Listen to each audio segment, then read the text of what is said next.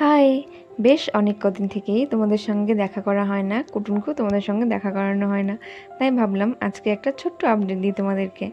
দেখো, আপডেটটা হচ্ছে কুটুন একা, একা সাইড ঘুরতে শিখে গেছে।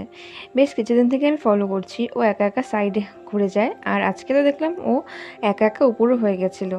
তো সেটা আর তখন ভিডিও করা হয়নি। আমি বেশ একটু ভয়ই পেয়ে গেছিলাম। বেচারা একা, একা উপর তো হয়ে গেছে কিন্তু আর সোজা হতে পারছিল না।